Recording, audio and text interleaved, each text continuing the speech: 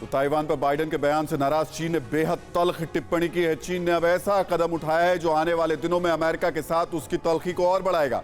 चीन ने कहा कि उसके विदेश मंत्री बुधवार को सोलोमन आइलैंड जाएंगे। चीन सोलोमन आइलैंड के साथ सुरक्षा समझौता करेगा। चर्चा है कि इस समझौते में आर्मी बेस बनाने का समझौता भी होगा।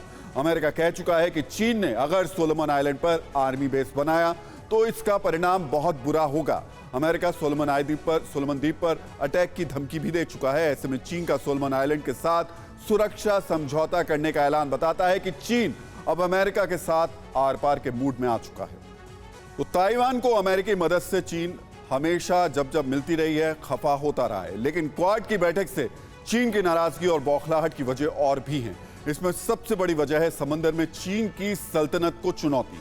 मजबूत क्वाड को चीन हिंद महासागर से लेकर प्रशांत महासागर तक अपने लिए चुनौती मान रहा है। चीन के दबदबे को वो चुनौती देगा। क्वाड हिंद महाप्रशांत से जो पूरा क्षेत्र है उसमें अहम समुद्री रास्तों को किसी भी सैन्य या राजनीतिक प्रभाव से मुक्त रखना चाहता है। क्वाड का मकसद हिंद प्रशांत क्षेत्र को स्वतंत्र, खुला और समृद्ध बनाना है। चीन पूरे साउथ चाइना सी पर अपना दावा करता रहा है। चीन साउथ चाइना सी के नेचुरल रिसोर्सेज पर अपना एकाधिकार चाहता है, लेकिन क्वाड की एकजुटता से यह तय है कि यहां चीन को चुनौती मिलेगी। इतना ही नहीं, क्वाड देश समंदर में अवैध फिशिंग के खिलाफ लिए गए सैटेलाइट तकनीक का इस्तेमाल करके एक ट्रैकिंग सिस्टम बनाने की भी तैयारी कर रहे हैं। इसके लिए सिंगापुर और भारत में सर्वेलेंस सेंटर्स को आपस में जोड़ा जाएगा। इसका फायदा यह होगा कि भले ही मछली पकड़ने वाली नाव अपने ट्रांसपोंडर्स को बंद कर दें, फिर भी उनको ट्रैक किया जा सकेगा। दरअसल यह आरोप लगता रहा है कि चीन सबसे ज्यादा अवैध फिशिंग को बढ़ावा देता है।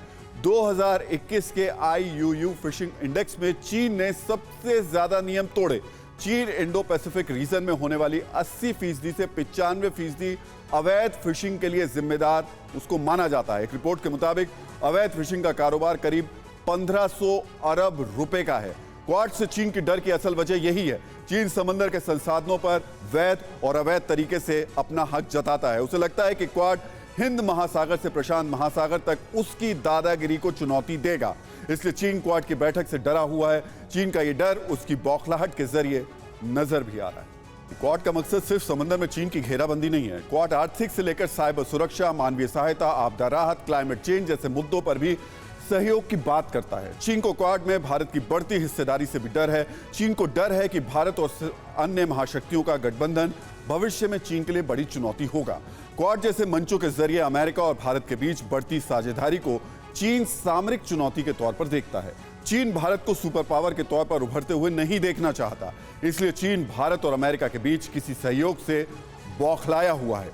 चीन 1960 से 70 के दशक में भारत सोवियत संघ के सहयोग के खिलाफ बयानबाजी करता था। ठीक इसी तरह अब चीन भारत अमेरिका के रिश्ते को लेकर तीखी टिप्पणियां करता रहा है और कर रहा है। और अब बात आर्थिक मोर्चे पर चीन की घेराबंदी की। क्वाड की औपचारिक बैठक से पहले अमेरिकी राष्ट्रपति जो बाइडेन ने इंडो पैसिफिक इकोनॉमिक फ्रेमवर्क का ऐलान कर दिया। इस व्यापार समझौते में अमेरिका समेत 13 देश शामिल हैं। इन देशों की दुनिया की जो GDP है उसमें 40% की हिस्सेदारी है। ये देश इंफ्रास्ट्रक्चर और सप्लाई चेन में सुधार पर मिलकर काम करेंगे। इस समझौते ने एक झटके में चीन को बहुत बड़ा झटका दे दिया है, क्योंकि अब दुनिया की 40% GDP वाले देशों के साथ व्यापार करना चीन के लिए मुश्किल होगा। यानी चीन को अपना माल खपाने के लिए अब ज्यादा मुश्किल होगी। परवाह देश की, सोमवार से शुक्रवार रात 10 बजे TV9 भारतवर्ष पर।